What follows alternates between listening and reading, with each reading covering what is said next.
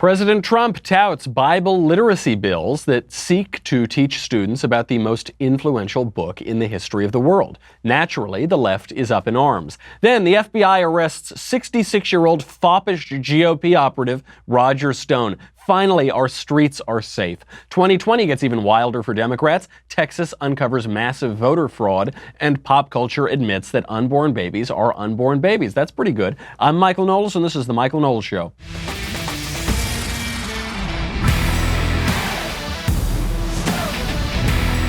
So much to get to today. I love this Bible literacy tweet.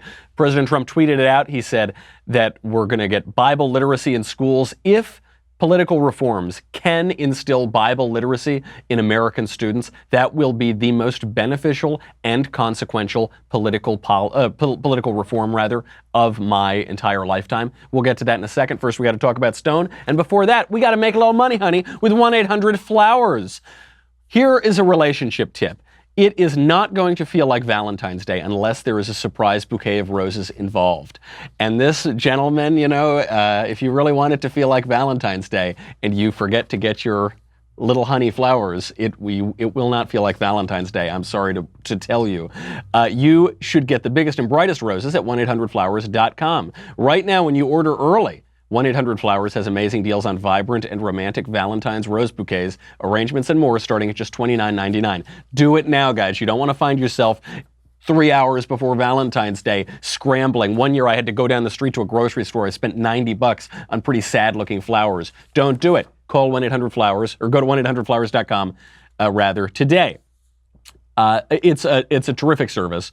Roses from 1-800-Flowers are picked at their peak. They are shipped overnight to ensure freshness and her amazement. Starting at $29.99, you can't beat it. Let 1-800-Flowers handle this for you. Don't settle for anything less than the Rose Authority, 1-800-Flowers.com. To order Valentine's bouquets, arrangements, and more starting at $29.99, go to 1-800-Flowers.com. Click the radio icon and enter code COVFEFE, C-O-V-F-E-F-E, a natural aphrodisiac, COVFEFE. You will love it. Order today and save at 1-800-Flowers.com, code COVFEFE, C-O-V-F-E-F-E. Before we get to Bible literacy, I want to talk about the arrest of Roger Stone.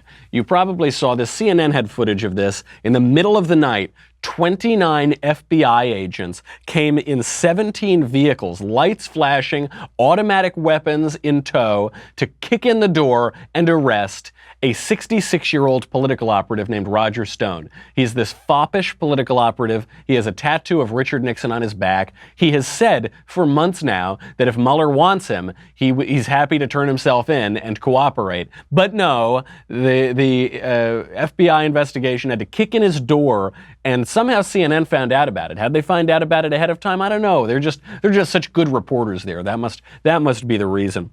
So they kick him in, they arrest him, they bring Roger Stone, haul him down to the clink, and then a couple hours later, he's released on $250,000 bond. He gives this great press conference. He walks out, because he's a big fan of Richard Nixon, he walks out with the two V signs up in the air, just like Richard Nixon. He's got the V up there. Side note, the hippies took over the V sign and made it the peacenik sign. The V sign is great. Churchill used it, Nixon used it. I think we need to reclaim it. Roger Stone is reclaiming it. He went out and he gave this press conference. As I have always said, the only thing worse than being talked about is not being talked about. This is a line that he's used a lot. I've heard it. It's a kind of common knowledge in politics. The only thing worse than being talked about is not being talked about. And by the way, this is why I think he actually might get off just fine in this whole thing. I think Roger Stone's dishonesty might save him. When he emerged and gave this press conference, he looked as happy as I've ever seen the guy. Roger Stone, for those who don't know him, he's an old-time political advisor to Donald Trump. Not exactly necessarily on presidential politics. It looks like he got kicked off that Trump presidential campaign pretty early, but he helped him out with local lobbying stuff. Stone does a lot of ballot propositions. He writes books. He goes on speaking tours. And as a lot of people have observed, he brags about doing a lot of things that he most likely didn't do. So if they think they're going to get him on colluding with Russia or talking to WikiLeaks or whatever, there's a good chance he bragged about doing that, but he didn't actually do it. Stone goes on. After a 2-year Inquisition. The charges today relate in no way to Russian collusion, WikiLeaks collaboration, or any other illegal act in connection with the 2016 campaign. I am falsely accused of making false statements during my testimony to the House Intelligence Committee. That is incorrect. Any error I made in my testimony would be both immaterial and without intent. So Stone has been waiting to be indicted for a while now. I get a real kick out of this guy, especially I'm from New York. He's spends a lot of time in New York, has been based out of New York. I get a real kick out of him in politics because he's a total showman. He wears crazy clothing, and he got into a bit of hot water in 1996. He was on the Dole for President campaign, and it came out that he had run a sex ad in some swingers magazine trying to pick up different people to go on swinging threesomes, whatever. He's always been a libertarian. He's now a member of the Libertarian Party, and he calls himself a libertine. I mean, he comes from that libertine wing of the Republicans. P.G. O'Rourke wrote a famous essay called Republican Party Reptile, How to Drive Fast on Drugs While Getting Your Wing Wang Squeezed and Not Spill Your Drink. Roger Stone comes from that side of the Republican Party. And I get a kick out of him, but I think this is where he comes out and says, I'm not guilty. The only crime that they're accusing me of is lying to Congress, because he said that he telephoned somebody when in fact he might have emailed that person, and they've got him now and they're going to try to squeeze him on this. But he said that's immaterial and that was done without intent. So he'll very possibly get off on that. And they're trying to say that he colluded with the Russians. What a lot of this comes down to is, did Roger Stone speak directly to WikiLeaks? Was he in contact with Julian Assange? And did he act as a conduit for the Trump campaign to Julian Assange or the Russian government or whatever? The reason I think he probably didn't, maybe he did. He's been an operative and a lobbyist for a long time. But the reason I think he probably didn't is because he brags about doing things that he didn't do. So there are a few great profiles on him, usually profiles that he is instigating. And one of them in the New Yorker, it talks about all these dirty tricks. He said he played his first dirty trick in the 3rd grade when he supported Kennedy for president. This was before he became a conservative. He supported Kennedy, so they had a mock election in class, and he told all the kids that Nixon wanted school on Saturdays and Kennedy won in a landslide, and he's used disinformation ever since. So maybe that happened. Also, that's just a legendary story. We've heard this for years about various presidential campaigns. A lot of people use it. I wouldn't be surprised at all if Stone is just saying that for self-aggrandizement. He says he played a dirty trick on the Nixon re-election campaign. He was a low-level staffer, and he played a dirty trick on a possible primary opponent of Richard Nixon named Pete McCluskey. He says that he donated under a pseudonym, Jason Rainier, to the Young Socialist Alliance in the name of Pete McCluskey. And then he sent the receipts to the newspaper to make McCluskey look like he was a left-wing stooge and interloper trying to take over the Republican Party or something. Did it happen? Yeah, maybe it did. I don't know. Maybe, possibly. Stone takes credit for the Brooks Brothers riot down in Florida in 2000. This was when Al Gore wanted 50 million recounts of the ballots so that he can cheat his way into the presidency. And there was a riot. There was a big demonstration of a lot of GOP operatives. They called it the Brooks Brothers riot because it was all these buttoned-up conservatives in their nice fancy ties and suits. And Stone takes credit for that. There's a GOP lawyer named Brad Blakeman who says that he was the one who organized the Brooks Brothers riot. He was in the Winnebago. He didn't see Roger Stone anywhere to be found there. Tucker Carlson, in a documentary about Stone, actually kind of backs that up. He says, it's not so much what Stone has done, but what Stone has gotten you to believe that he has done. That's a documentary made by a pal of mine that I've actually worked with called Get Me Roger Stone. He also takes credit for taking down New York Democrat Governor Eliot Spitzer. Eliot Spitzer was a dirty creep, Democrat governor of New York, and he was caught using high-end prostitutes, and he had to resign. Roger Stone, after this all happened, said that he first found out about it in a dodgy club in Miami from a call girl, and then he let the FBI know. He sent the FBI a letter, and he came up with all these lurid details. The FBI says they never got a letter from Roger Stone. We have no idea if he actually talked to this call girl, but Stone, in his political brilliance, is able to insert himself into the Spitzer takedown story. If you asked the regular, average political operative on the street, they believe that Roger Stone took down Spitzer. Really, the FBI maintains this is part of a long-time investigation into Eliot Spitzer, and Stone didn't have anything to do with it. I bring all of this up because Stone says that he talked to WikiLeaks. He said he was in contact with WikiLeaks. He's now being accused of telling Trump senior campaign aides in June and July of 2016 that WikiLeaks had damaging documents on the Democrats, which might be true, but everybody already knew that WikiLeaks had those documents in June and July of 2016. That was already public knowledge at the time. So Roger Stone is just telling people what everyone already knew. He said he'd spoken to WikiLeaks, but what's the evidence that he actually had? Because by September 2017, he said he never did speak to WikiLeaks. And I tend to believe that. I tend to believe the latter part not because I think Stone wouldn't do it. I just don't think he had access, and I think he was bragging about it. Donald Trump came out and said Roger's always taking credit for things that he didn't do. And WikiLeaks has now come out and said, quote, Stone is playing slovenly Democrat-aligned journalists like a fiddle, brilliantly inserting himself, as is his habit, to raise his public profile and market his books. He was pushed out of the Trump team a long time ago for just this kind of opportunism. I don't mention this because I don't like Roger Stone or I have a grudge against Roger Stone or anything like that. I get a huge kick out of Roger Stone. I really like him. I think he does pretty good work very often for the conservative cause. I'm saying this because I think his best defense is his dishonesty. And I think that if they really had him on colluding with Vladimir Putin or something, he couldn't have given that press conference. He wouldn't have allowed himself to be that open and that vulnerable. He'd have to be the stupidest political operative on the face of the earth. I think he is, as he has done throughout his entire career, playing the media like a fiddle, as WikiLeaks says. And I can't wait to see the rest of it because, again, you see the headlines, Trump advisor indicted. They've got him. They've got him on a procedural crime, possibly lying to Congress, and even the evidence for that is pretty slim.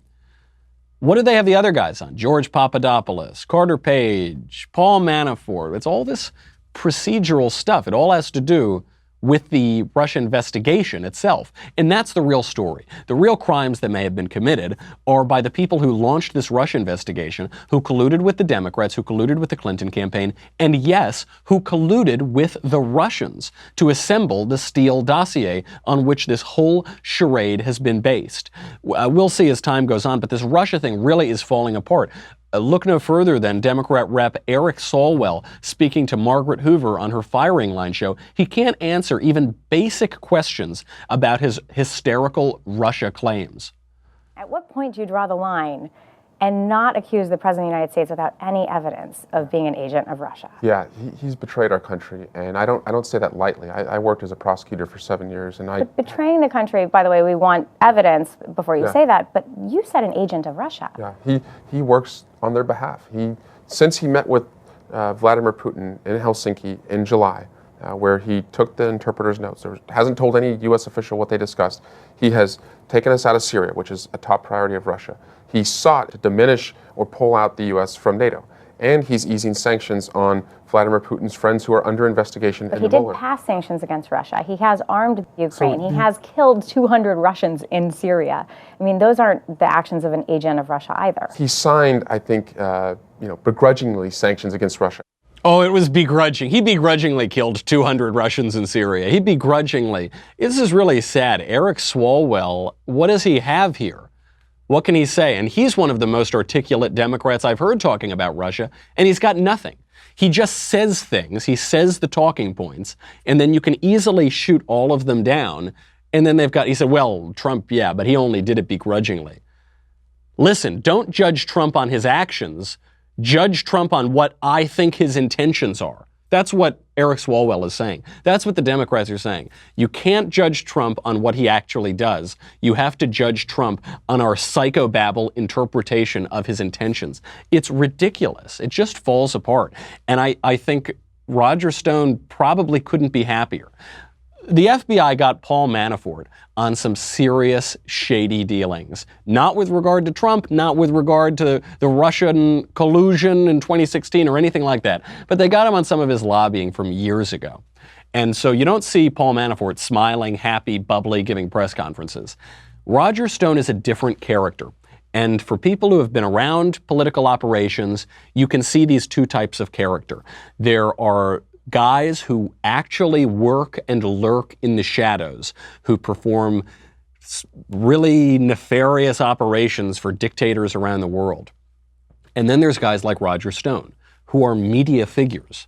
Just think about it this way. If you wanted to be a real black ops kind of political operator, would you make certain that everybody knows your name? If you wanted to be a real dark arts political operator, would you wear really silly multicolored suits and go on TV all the time? Probably not. How many of you had heard the name Paul Manafort before he became prominent with the Trump campaign? None? Probably not very many. But how many had seen Roger Stone on TV, in the newspaper, giving an interview, hosting a big political stunt press conference? Probably most of you. Somebody else, I forget who it was, some GOP figure was discussing Roger Stone. Oh no, I'm sorry, it was Hank Scheinkoff, who's a great Democrat political operative, but truly one of the greats. And he's known Stone for a long time. And he said, I always got the impression with Roger that Roger was more focused on his life than his work. He was more focused on how the work served his life and his image than how the image served his work. And I think that's probably accurate. So good on him. I think he's probably going to have the time of his life here.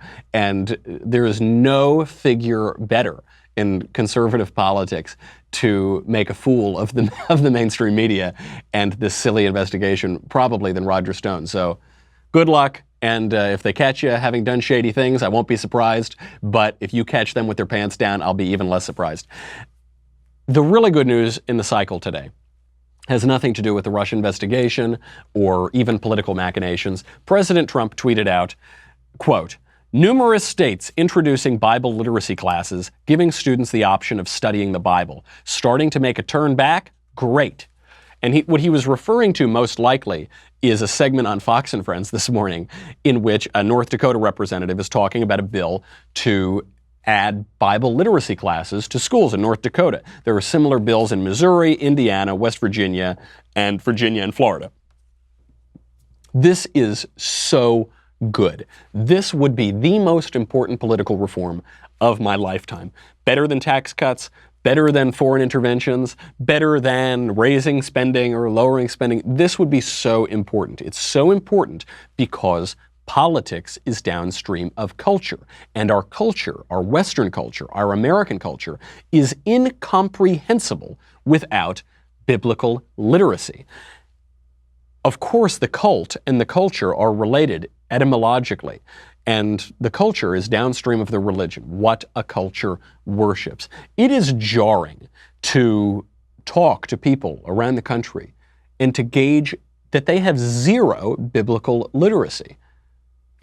I read the texts of other religions long before I was seriously exposed to reading the Bible. And I think this is just a fact of our public education system right now. Even at look, I went to a great college there. It's supposed to be the cream of the crop students in the country. Those students were totally biblically illiterate. Almost all of them. What is this really about? I tweeted out that this would be the greatest policy of my lifetime. And you saw a little fissure on the right. You saw some of the libertarian types saying, oh, well, if you support that, would you support reading the Quran in school? Would you support reading the Vedas or the Bhagavad Gita or this or that? Would you support the Quran? I'd say, well, I'd support reading the Quran in school if we lived in Saudi Arabia, of course, because that culture and that history is incomprehensible without reading the Quran. I read the Quran before I read the Bible as a kid. I read it because everyone told me that Islam was the religion of peace, and I didn't believe it. I was pretty skeptical of that, so I read it at age 14, and of course none of those people had ever read the Quran. Our history, our culture, our philosophy, our everything that has happened, our literature, everything in Western civilization is incomprehensible if you don't know the Bible. How can you understand Shakespeare if you haven't read the Bible?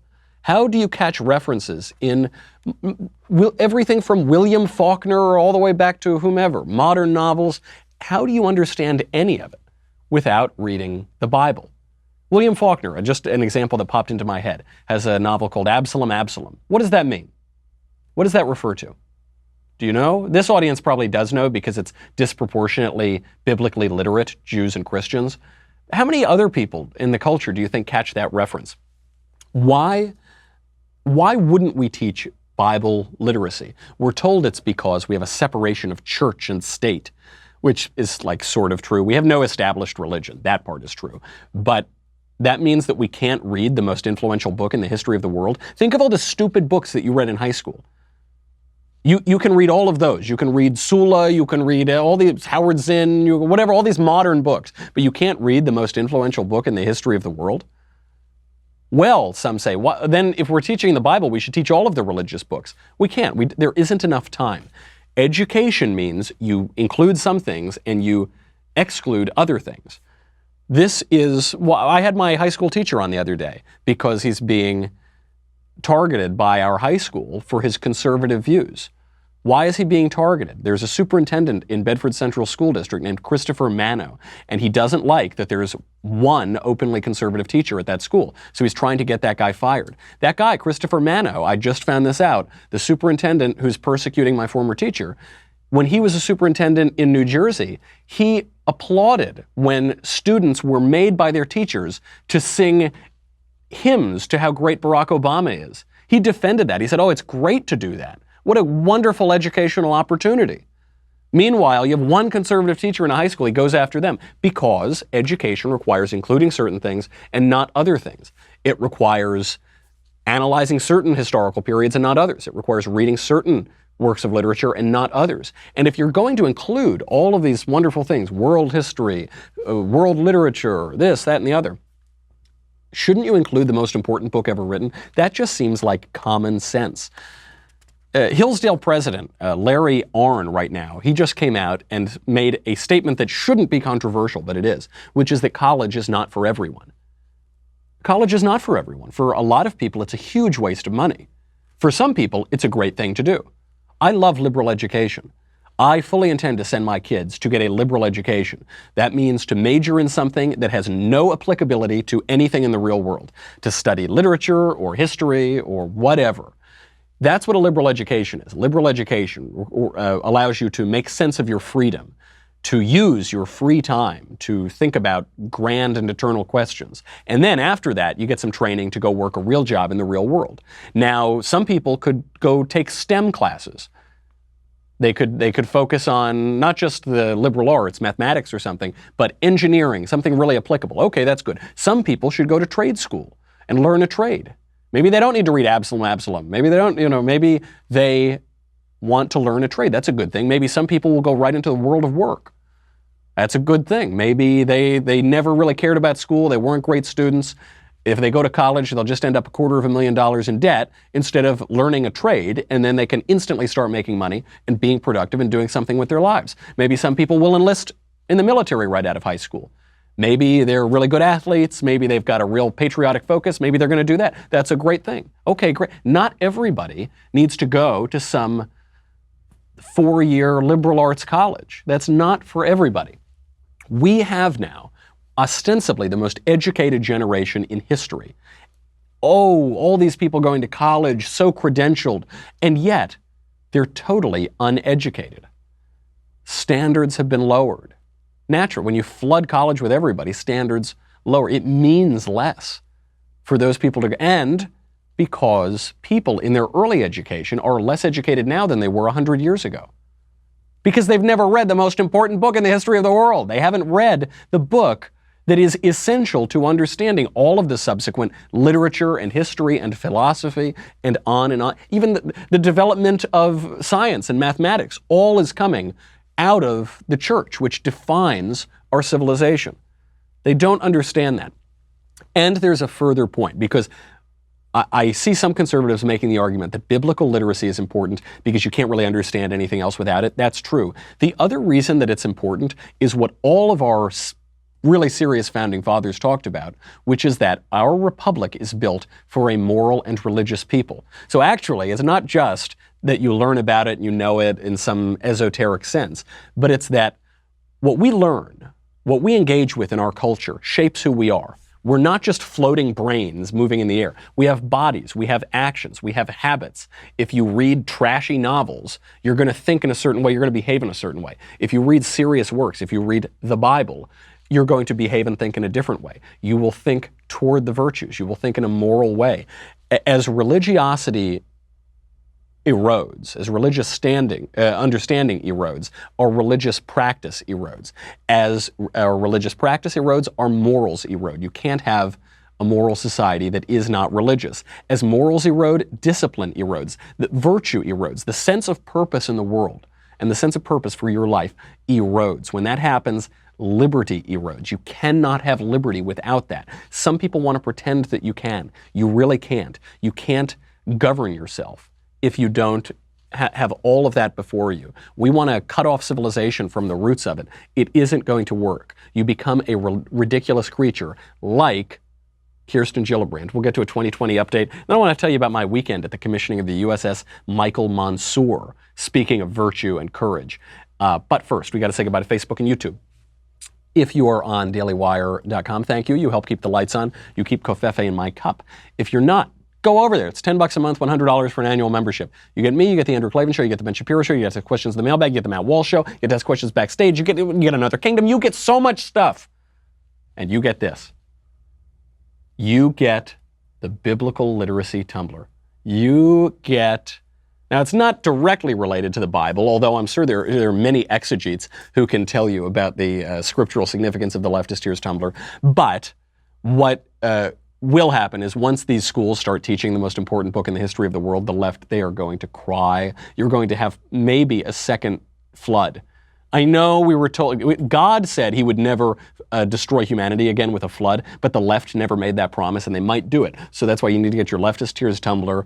It's your own personal mini ark. Grab it, and we'll be right back with a lot more.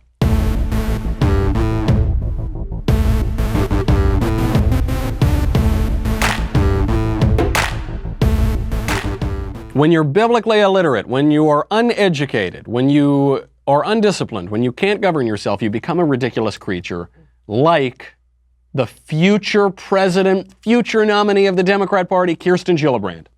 Of this dark world, we will wear the belt of truth because we know the truth. We speak truth to power. We will put on the bright breastplate of righteousness because we know right from wrong, and we will not forget it. We will hold that shield of faith. As Dr. King said, faith is taking the first step, even when you don't see the whole staircase. So hold on to that faith tightly. We will wield the sword of the Spirit.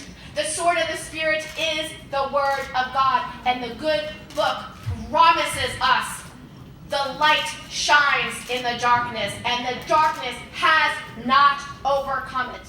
The good book tells us, in the beginning was the Word, and the Word was with God.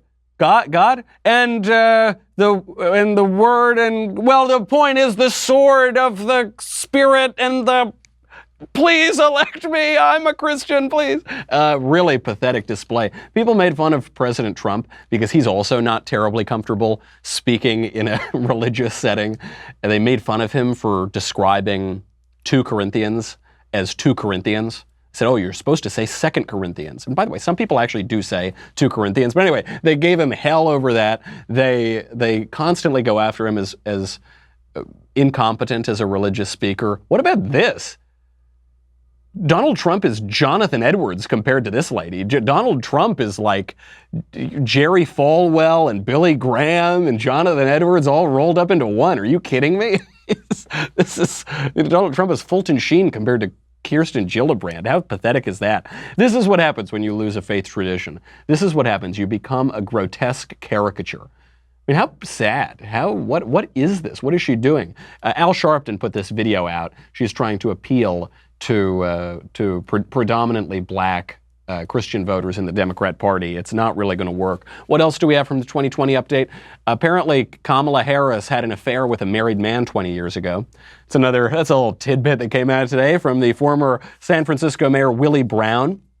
Willie Brown came out and said that he had an affair with Kamala Harris 20 years ago, and in exchange for that, he appointed her to a couple state commissions and launched her entire political career. Pretty brutal stuff from this 80-something-year-old former mayor, all of which is to say, delicious. It is not even February 2019 yet, folks, and this is what we're getting out of the 2020 Democrat primary. This is going to be gold. This is going to be so good. Kamala Harris has come out the gate pretty strong, and they are already attacking her from every angle. I mean, they are making her out to be Hillary 2.0, except she's got no moral standards. She's sleeping with married men. It's just brutal what they're doing to her. Then Kirsten Gillibrand is doing it to herself. And then you've got Howard Schultz, who is the CEO of Starbucks, coming out and saying that he's going to run an independent bid and spoil it for whoever the ultimate Democrat nominee is anyway. I am seriously thinking of running for president. I will run as a centrist independent outside of the two-party system. We're living at a most fragile time.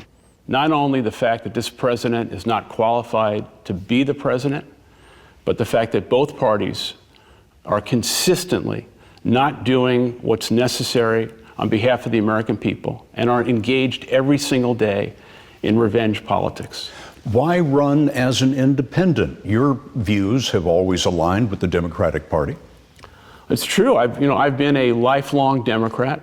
I look at both parties. We see extremes on both sides. Well, we are sitting today with approximately $21.5 trillion of debt, which is a reckless example, not only of Republicans, but of Democrats as well, as a reckless failure of their constitutional responsibility. Run, Howard, run. Run, Howard, run. Howard Schultz is a far-left Democrat. He's the guy who turned Starbucks into a homeless shelter. He is the one who's installing heroin needles into the Starbucks bathrooms. He is just a real hippy-dippy leftist guy, and he might run in an independent bid. He knows he's not going to win the Democrat primary. There's no way a straight, white, billionaire man is ever going to win that primary. He won't get one vote in it. But he would be able to get a good number of votes as an independent, because you've got a sizable number of Democrats, or these days probably former Democrats, who are so turned off by intersectional, nasty identity politics. And you've got those same people who don't really like Donald Trump because he's too right-wing or he's too vulgar or whatever. Howard Schultz would appeal to them, and Donald Trump knows it, and he's encouraging him to run. He tweeted out today that Howard Schultz doesn't have the guts to run for president, and he's doing it with all the subtlety of Donald Trump. He's saying this because if Schultz ran as an independent, it would all but ensure a Trump re-election. So what I am telling you, hear me closely. Take notes. If you're driving, pull over. Every one of you has to write a letter to Howard Schultz begging him to run for president. Write it, send it to Starbucks, tweet at him, send him an email. We need to get this guy to run as an independent. It would be phenomenal. The joys. He's been signaling that he wants to run for a while, so I think he's probably in it. And it'll just be a singular joy if they can get him in.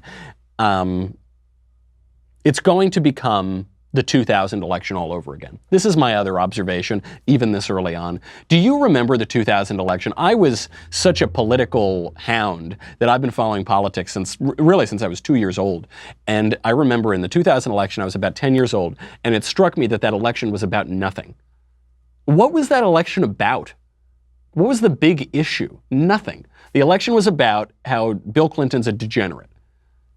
And the economy was going pretty well, and everything was basically fine. 9/11 hadn't happened yet. It was just about nothing. You had all of these candidates, and you had third parties making a push. In '92, Ross Perot ran as the Reform Party candidate. He spoiled it for George Bush. George Bush lost the election. Bill Clinton became president. In 2000, Donald Trump almost ran for president as the Reform Party candidate.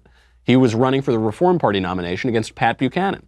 Pat Buchanan then is running in the 2000 election, takes a lot of votes away. Ralph Nader was another one, a spoiler who probably threw the election to George Bush. This is deja vu all over again. I can't wait to have an election about nothing, because elections about nothing just become about people and all this stupid fighting. And for years now, we've been told how terrible a person Donald Trump is. Everybody else is so pure, so wonderful. All those sanctimonious pseudo-conservatives, all the way to the crazy virtue-signaling leftists. They're all so morally pure and good, and only Donald Trump is bad. Well, we're about to find out what degenerates all these people are. We're about to find out that Kamala Harris had an affair with a married man 20 years ago and did it so that she could just advance her career. Pretty cynical move. We're about to find out a lot of things about a lot of these people. I can't wait. That'll be a lot of fun. It's not just the schadenfreude that I'm looking forward to. It's not just having delicious tears at their expense and drinking up their misery. It's because they need to be taken down a peg. They are so sanctimonious. They are so prideful, and they're about to find out the wages of that. In other shocking news, the government reopened. Did I forget to mention that? Yeah, the government reopened. Whatever. Okay. During the shutdown, I said, okay, the government's shut down. Is it shut down? Does anyone know? Is it? And now it's open, and all right, whatever. I guess Trump sort of gave in. Maybe it'll close again in 3 weeks. I don't know, whatever. What it does bring up to me, though, is that this immigration debate is about a lot more than a border wall. We're all talking about it as the border wall. We're all talking about it just as a matter of illegal immigration. It's actually about more than that. And of all people, the left-wing former anchor of NBC News, Tom Brokaw, is making this clear. He fits in a true statement in between a bunch of kind of leftist claptrap about how Republicans are racist. But he actually gets a true statement in there as well about assimilation. And a lot of this we don't want to talk about, but the fact is, on the Republican side, a lot of people see the rise of an extraordinary, important new constituency in American politics, Hispanics, who will come here and all be Democrats. Also, I hear when I push people a little harder, I don't know whether I want brown grandbabies. I mean, that's also a part of it. It's the intermarriage that is going on and the cultures that are conflicting with each other. I also happen to believe that the Hispanics should work harder at assimilation. That's one of the things I've been saying for a long time. You know, that they ought not to be just codified in their communities, but make sure that all of their kids are learning to speak English and that they feel comfortable in the communities. And that's going to take outreach on both sides, frankly. Now, of course, this last point that he makes is true. Hispanics need to assimilate into American culture. It's not just their fault that they're not assimilating at the same speed at which other immigrant groups have done it. A lot of it is thanks to the culture, which discourages them from assimilating, which tells them to keep speaking Spanish, which tells them that America is awful and the West is a terrible place. Why they would want to come here, I have no idea. Why we would take in over 1 million people a year, I can't imagine if we're such a terrible place. But that point is right. The point about Republicans don't want brown grandbabies, that's just typical leftist NBC nonsense. But the point he's making about assimilation is fair, I think. And that's not just illegal immigration that has to do with, that's legal immigration. There was a big poll that came out, I think from Harvard-Harris, which showed that the majority of Americans don't just want less illegal immigration, they want less legal immigration. And they don't just want less legal immigration, they want radically less legal immigration. Right now we're at about 1.2 million a year. They want that down to about 500,000. And why is that? Well, one, that's 1 million people a year is a lot of people to absorb into a country, constantly coming in. But I think we could absorb it if we encouraged assimilation. But I think a lot of people really hate pressing one for English, and I think they're totally justified in doing that. And it's wrong for the immigrants. It's wrong to encourage them not to learn English so that they're a permanent second class, so that certain jobs just are cut off from them, that certain educational opportunities just are cut off from them. You have to assimilate. When my great-grandfather came to America from Italy, he was basically ashamed of being Italian.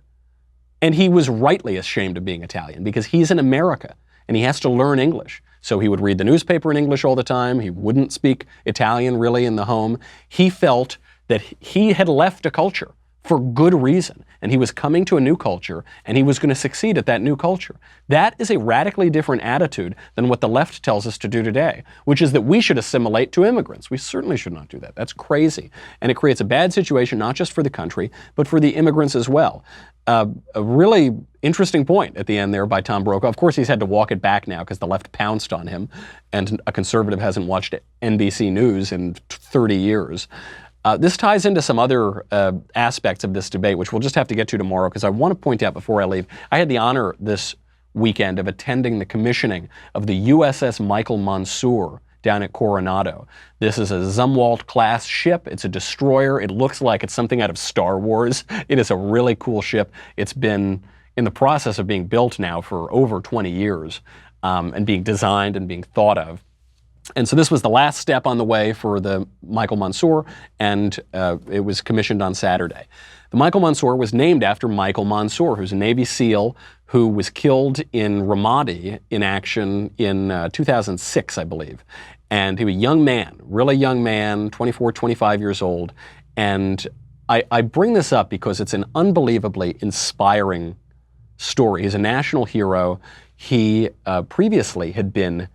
a teammate of his had been shot in the street, wide open, and he ran out with a heavy machine gun, was shooting at the bad guys, had 100 pounds on his back, and still managed to drag this guy, his teammate, to safety. And that teammate of his had a vision as he was going in and out of consciousness of an angel. And Michael Mansour was a devout Catholic who went to daily mass. He went to, even when he was in theater, he would go to daily mass. He was named after Saint Michael, the archangel, who is the defender of warriors. There's the prayer at the end of every mass, Saint Michael the archangel, defend us in battle, be our defense against the wickedness and snares of the devil.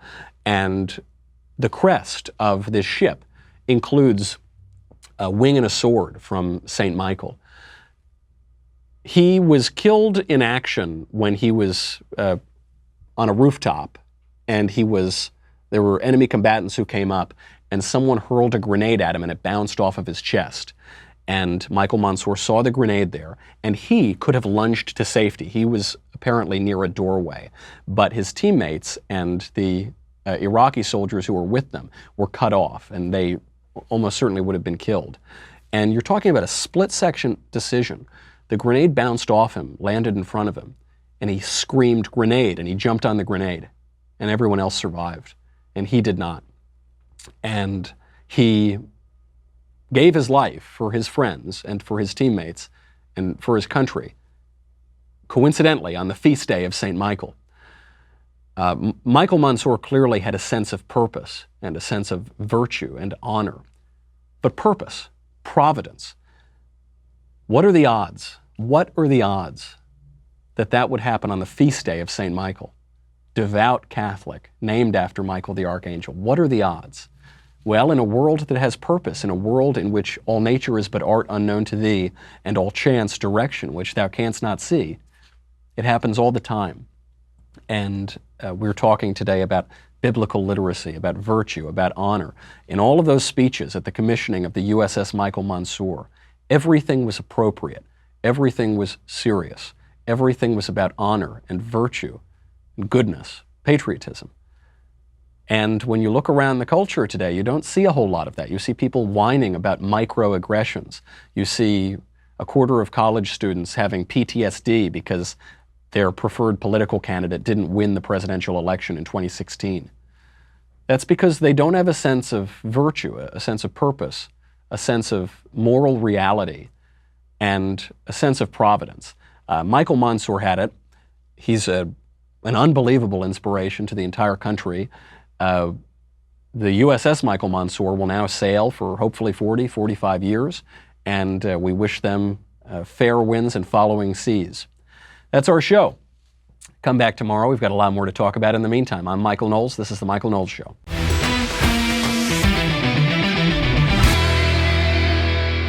The Michael Knowles Show is produced by Robert Sterling. Executive producer, Jeremy Boring. Senior producer, Jonathan Hay. Our supervising producer is Mathis Glover. And our technical producer is Austin Stevens. Edited by Danny D'Amico. Audio is mixed by Dylan Case. Production assistant, Nick Sheehan. Hair and makeup is by Jesua Olvera. The Michael Knowles Show is a Daily Wire production. Copyright Daily Wire 2019.